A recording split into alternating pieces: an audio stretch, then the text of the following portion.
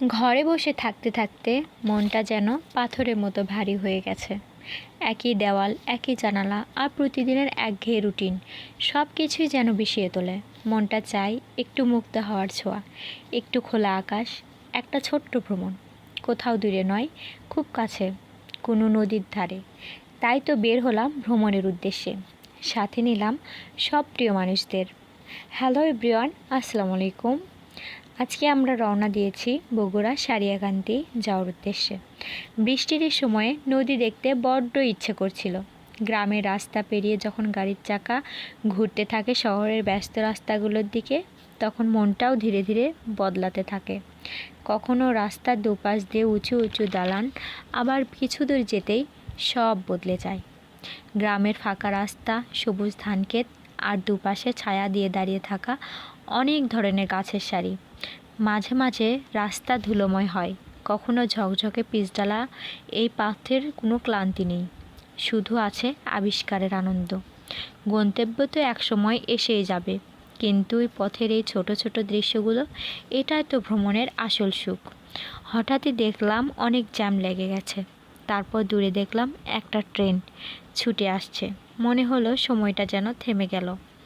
ট্রেনটা আমাদের রাস্তার পাশ দিয়ে ছুটে যাচ্ছে। জানালার ফাঁক দিয়ে কেউ তাকিয়ে আছে, চোখে ক্লান্তি, আর সবাই কীরকম করে গাদাগাদি করে যাচ্ছে। আমি চুপ করে তাকিয়ে রইলাম আর ভাবলাম, ইস, এই ট্রেনে যদি উঠতে পারতাম। তারপর আমরা আবারও রওনা দিলাম। রাস্তার মাঝে মাঝে ব্রিজের দেখা মিলছে, কোনটা কোন নদীর শাখা এসব কে জানে। অনেকক্ষণ জার্নি করার পর আমরা এসেছি সুইচ গেটে।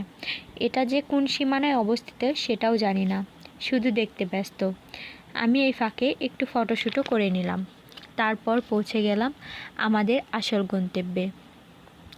আর আমার হাজব্যান্ডকে আমি ব্যাগ ছেলেকে দিয়ে নিশ্চিন্তে ঘুরে বেড়াচ্ছি।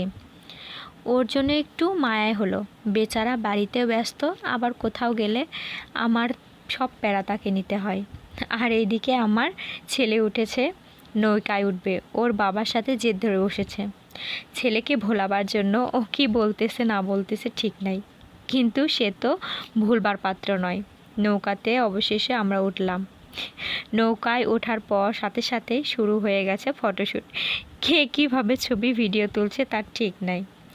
নৌকা থেকে নেমে একটু নদীর পানিতে পা ভিজিয়ে নিলাম।